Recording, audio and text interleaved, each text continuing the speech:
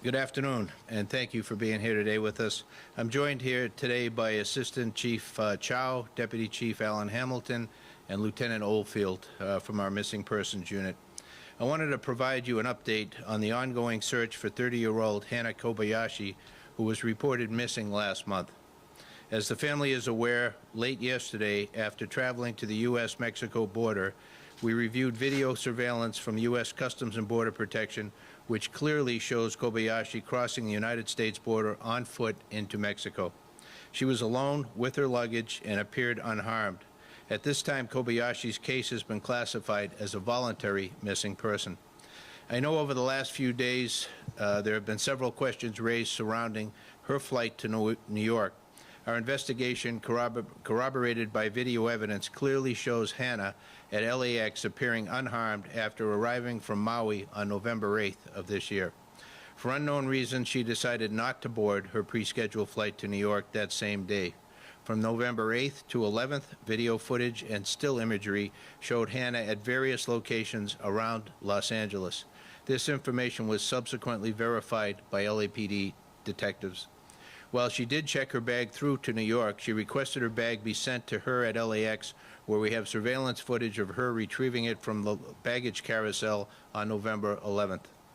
LAPD Missing Persons Unit has conducted extensive witness interviews, reviewed video surveillance, and collaborated with local and federal law enforcement agencies on this case. To date, the investigation has not uncovered any evidence that Kobayashi is being trafficked or is the victim of foul play. She is also not a suspect in any criminal activity. Additionally, the investigators noted that before departing Maui, Kobayashi expressed the desire to step away from modern connectivity. Our priority is ensuring Ms. Kobayashi's safety and well-being, and we urge Ms. Kobayashi to contact her family, law enforcement, or personnel at the U.S. Embassy to let us know that she is safe. She has a right to her privacy, and we respect her choices, but we also understand that the concern her loved ones feel for her. A simple message could reassure those who care about her. While the LAPD investigation will not continue into Mexico, if anyone has credible information about Hannah's whereabouts, please contact local law enforcement. If Kobayashi returns to the United States, law enforcement will be notified. The missing person case will remain active in the missing and unidentified persons system until her safety is confirmed by law enforcement. Anyone with additional information regarding this case may contact the Los Angeles Police Department at 877-LAPD-24-7 or 877-527-3247. Anonymous tips can also be submitted to Los Angeles Regional Crime Stoppers at www.lacrimestoppers.org. Let me open it up now if you have any questions. If I cannot answer them, if the detail is such, I will refer it to one of my partners here. Chief, safe to say that no crime has been committed then? No evidence of that? I'm sorry, say that again? Safe to say that no crime has been committed, there is no evidence of it? At this point, we have not been able to determine any crime has been committed. Chief, given that there's no reason then for any law enforcement agency to detain or arrest her at all at this point. That's correct. Is there any indication from her family that there were arguments, disagreements, problems prior to her leaving Hawaii and during a period of a month where she's been sort of seen, not seen? Yeah, I mean, it's no indication that there would be anything to cause this to happen in this fashion, for her to go off. But like any family situation, you know, who knows what the dynamics are. How did you learn that she had a desire to disconnect from modern technology? How did you learn that piece of information? Yeah, let me address that to Lieutenant Oldfield, if you would, Doug. Elsie, your first and last name, please. Douglas Oldfield, D-O-U-G-L-A-S, last name Oldfield, O-L-D-F-I-E-L-D. I'm the officer in charge of the Special Enforcement Section out of Detective Support and Vice Division, which handles the missing person unit. Good question. Right, so for the question of whether she wanted to disconnect, by looking at her past social media, we then saw indications that there were some desires or posts that would be consistent in somebody who would have the desire to disconnect from their phone. I think it's not something that I have available right now. It's just that was part of the investigation. Are we 100% right on that? We can't say, right? We just know that she did not have her phone after she left LAX, right, around 1800 to 1900. We know she doesn't have her phone on her.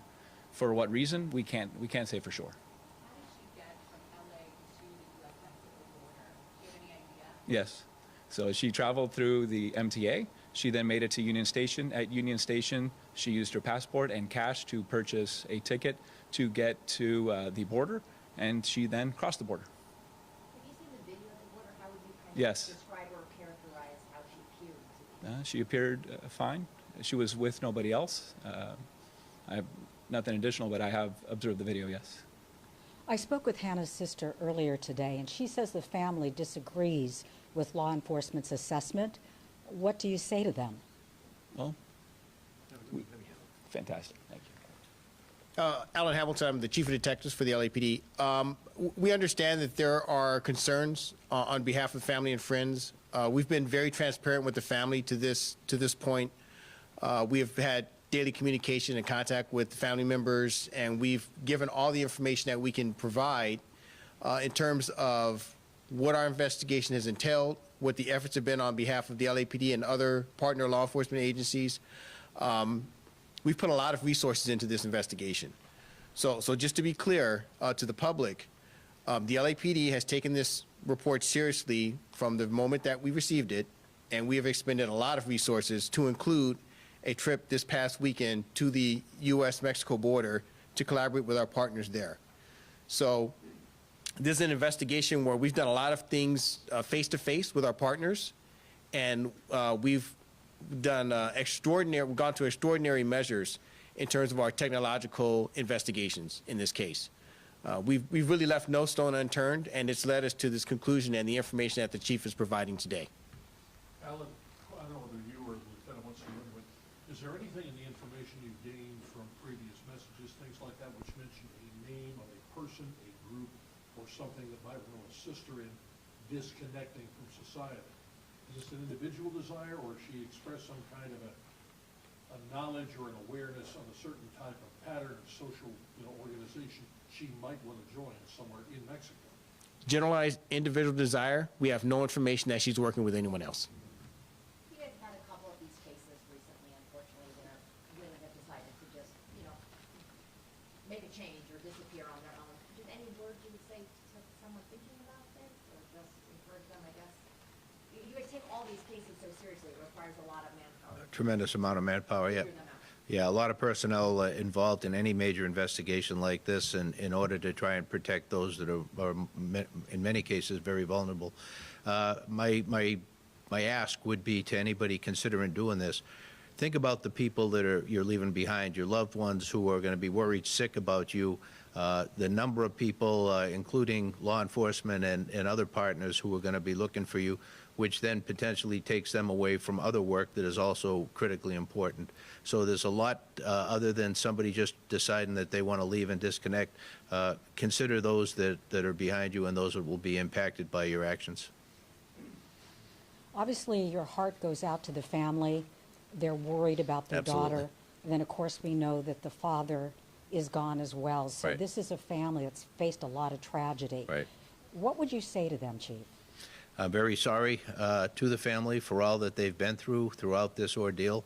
We're very sorry for their loss. And I don't know that words can express, the feelings that they're going through during this very difficult time. But there's a lot of people very much in support of what they're going through.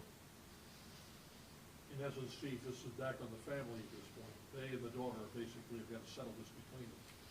Yeah, I mean, we've basically done everything we can do at this point.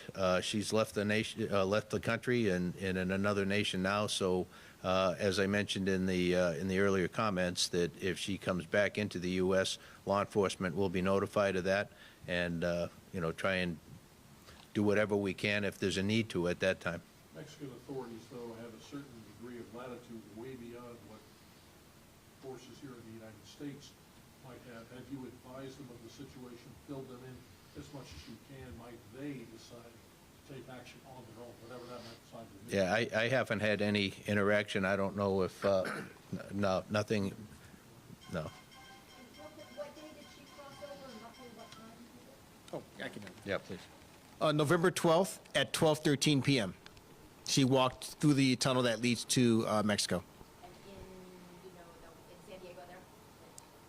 Yeah. Yeah, she walked through so it's the San Ysidro port of entry, and she walked through the tunnel that leads to Mexico, and that was at 12:13 on the 12th. 12:13 p.m. What about the text messages that she sent to her family before it went silent that sounded as though she was in distress? Can you speak to her state of mind and what indication that gave to you, if at all? Yeah, if you would. So we can't speak to her state of mind. We are aware there have been some communications prior. We are aware of that communication, and we cannot necessarily interpret. I think some of the communication can be interpreted a number of different ways. So at this time, we're not able to interpret those communications without having Hannah present to explain, how she felt when she sent them and what the specific meanings were for those messages. Let's do one more question. Hannah was seen with an unknown person at Metro Station near Crypto.com Arena. Yeah. Any idea who that person was? So the question was about the individual that she was identified traveling with on the Metro. We have identified that individual. That individual was cooperative in the investigation. That individual cooperated by allowing himself to be interviewed with his attorney present and family members. He gave a full disclosure of the entire sequence of events. We utilized independent investigative techniques to verify his story, and it fully checked out. What was the relationship? What was the connection? They met at LAX. All right, thank you.